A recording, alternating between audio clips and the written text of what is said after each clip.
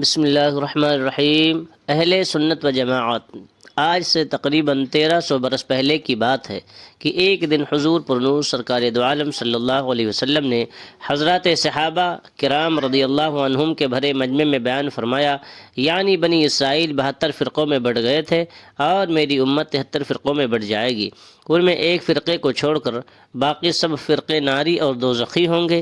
سرکار دو عالم صلی اللہ علیہ وسلم کا یہ ارشاد سن کر صحابہ کرام رضی اللہ عنہم نے پوچھا، یا رسول اللہ صلی اللہ علیہ وسلم، اس فرقے کی پہچان کیا ہوگی؟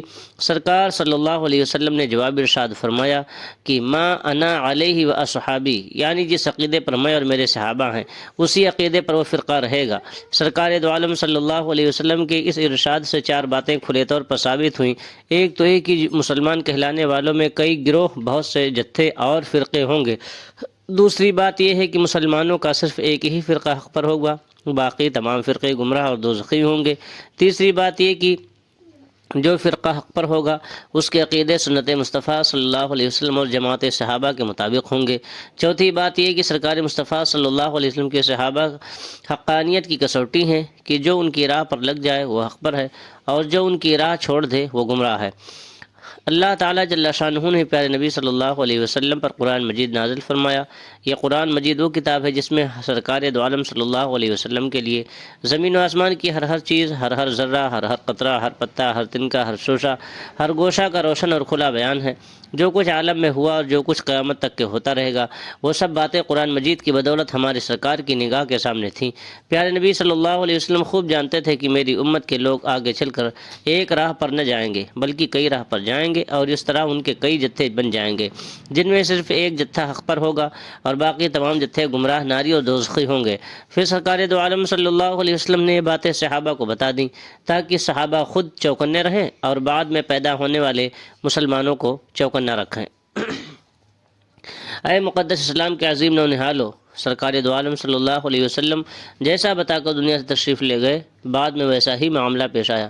چنانچہ خود سرکار دو عالم صلی اللہ علیہ وسلم کے زمانے کے آخری حصے میں گمراہ فرقوں کی ابتدا ہو گئی تھی، لیکن صحابہ کی حقانیت اور ان کی تلواروں کی جھنکار نے ان فرقوں کو پنپنے نہ دیا۔ پھر جب صحابہ اکرام علیہم الرضوان کا دور ختم ہو گیا تو پرانے فرقوں کے بچے کچھ کھچے لوگ دوبارہ ابھرے اور ان کے ساتھ کئی ایک نئے فرقے بھی پیدا ہوتے گئے، یہاں تک کہ 72 ناری فرقوں کی گنتی پوری ہو کر رہی۔ جب بعض چالاک گمراہوں نے اپنے اپنے فرقوں کا اچھا نام رکھ کر اپنی جماعت کو مشہور کیا اور سادہ لوح مسلمانوں کو بہکا کر اپنے اپنے جتھوں میں شامل کرنے لگے تو صحابہ کرام رضی اللہ عنہم کی لکیر پر چلنے والے مسلمانوں کو ضرورت پڑی کہ ہمارے فرقے کا بھی کوئی امتیازی نام ہونا چاہیے۔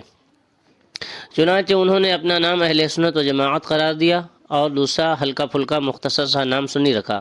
اہل سنت الجماعت کے معنی ہے سنت مصطفیٰ و جماعت صحابہ کو ماننے والے لوگ صلی اللہ علیہ وسلم و رضی اللہ عنہم۔ دیکھو، جب صحابہ رضی اللہ عنہم نے حضور اقدس صلی اللہ علیہ وسلم سے اہل فرقے کی پہچان دریافت کی تھی تو اس وقت حضور صلی اللہ علیہ وسلم نے جواب میں ما انا علیہ و اصحابی فرمایا تھا، جس کا خلاصہ یہ کہ سنت رسول اللہ صلی اللہ علیہ وسلم اور جماعت صحابہ رضی اللہ عنہم کو ماننے والا فرقہ ہی اہل حق ہے۔ حضور صلی اللہ علیہ وسلم کے اسی جواب کو سامنے رکھ کر اہل حق مسلمانوں نے اپنا امتیازی نام اہل سنت و جماعت تجویز کیا اور اسی نام سے آج تک پوری دنیا میں مشہور و معروف ہیں۔